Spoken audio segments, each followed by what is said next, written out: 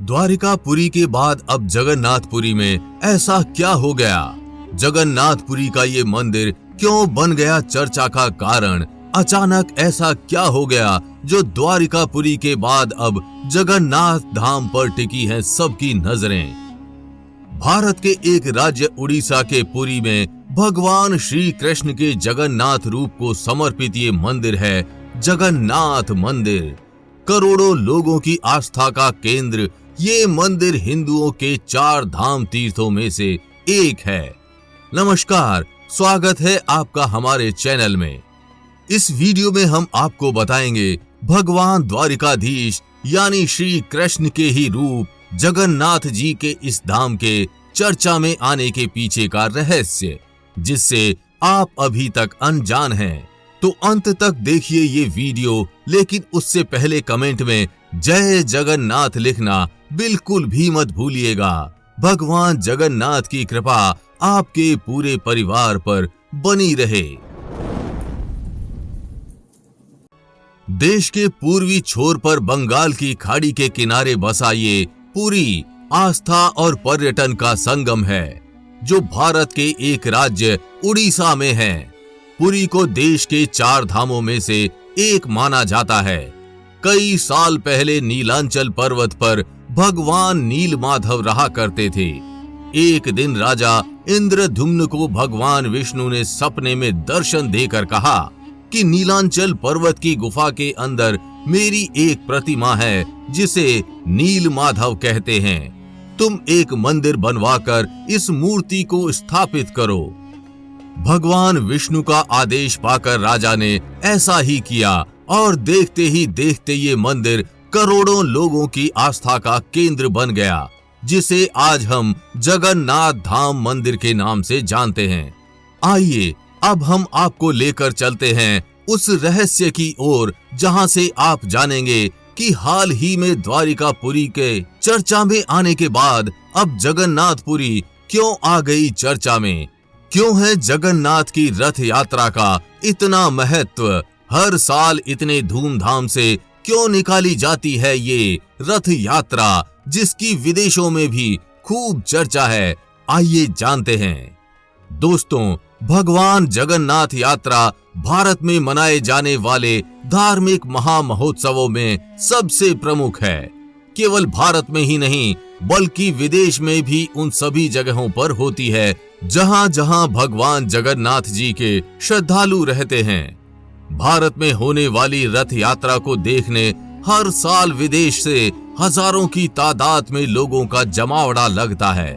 भगवान श्री कृष्ण के अवतार जगन्नाथ जी की रथ यात्रा में शामिल होने का पुण्य 100 यज्ञों के बराबर माना जाता है। समुद्र तट पर बसे पुरी शहर में होने वाली जगन्नाथ रथ यात्रा के समय आस्था का जो भव्य उत्सव देखने को मिलता है, वो और कहीं संभव ही नहीं। इस रथ यात्रा के दौरान भक्तों को सीधे प्रतिमाओं तक पहुंचने का मौका मिलता है। 10 दिनों तक चलने वाली ये यात्रा अनोखी और अद्भुत है। यात्रा की तैयारी अक्षय तृतीया के दिन श्री कृष्ण, बलराम और सुभद्रा के रथों के बनने के साथ ही शुरू हो जाती है।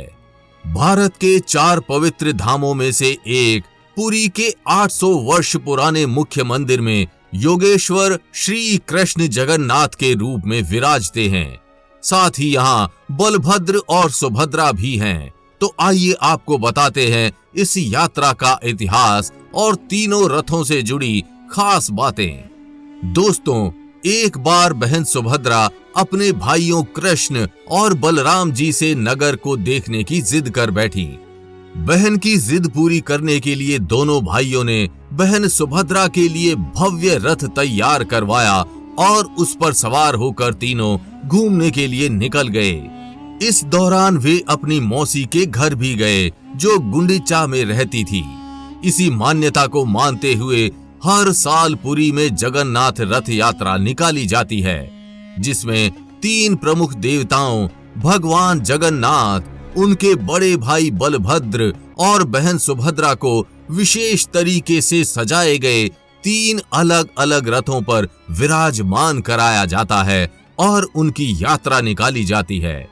भगवान जगन्नाथ जी का रथ गरुड़ ध्वज, बहन सुभद्रा का रथ पद्म ध्वज और बलराम के रथ का नाम ताल ध्वज है।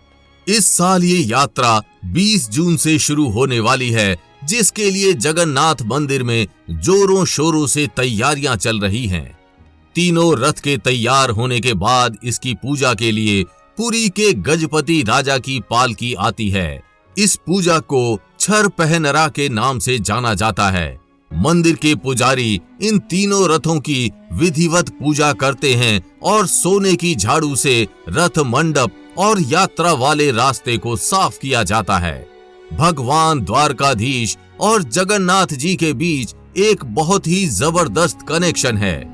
कहते हैं भगवान विष्णु जब चारों धाम पर बसे तो सबसे पहले बद्रीनाथ गए। वहां से नहाने के बाद वो गुजरात के द्वारिका गए और वहां अपने कपड़े बदले। द्वारिका के बाद ओडिशा के पुरी में उन्होंने भोजन किया और अंत में तमिलनाडु के रामेश्वरम में थक कर आराम करने लगे। आपको इस मंदिर से जुड़ी एक बेहद जरूरी और रहस्यमयी जानकारी भी देते चलते हैं। दोस्तों, यूं तो शरीर को त्यागने के साथ सभी लोगों की हृदय गति भी शांत हो जाती है, लेकिन ये अपने में अनोखा रहस्य है कि भगवान श्री कृष्ण ने शरीर तो त्याग दिया, लेकिन उनका हृदय आज भी धड़क रहा है। चौंक गए ना? जी हाँ, सुनने में ये अटपटा लग सकता है, लेकिन पुराणों में दी गई जानकारी और कुछ घटनाएं ऐसी हैं जो इस बात को सच साबित कर देते हैं। भगवान जगन्नाथ का ये धाम अनगिनत चमत्कारों से भरा है। इस बार की यात्रा को लेकर भक्तों में भारी उत्साह दिख रहा है। यही वजह है कि भगवान जगन्नाथ जी का धाम और ये मंदिर आज चर्चा का विषय बना हुआ है। क्या आप भी शामिल हो रहे हैं इस बार की रथ यात्रा में? कमेंट करके जरूर बताइए। साथ ही अगर चैनल पर नए हैं तो बिना देर किए सब्सक्राइब कर लीजिए। ऐसी ही रोचक जानकारियों के साथ हम आपसे मिलेंगे अगली वीडियो में। तब तक के लिए जय जगन्नाथ।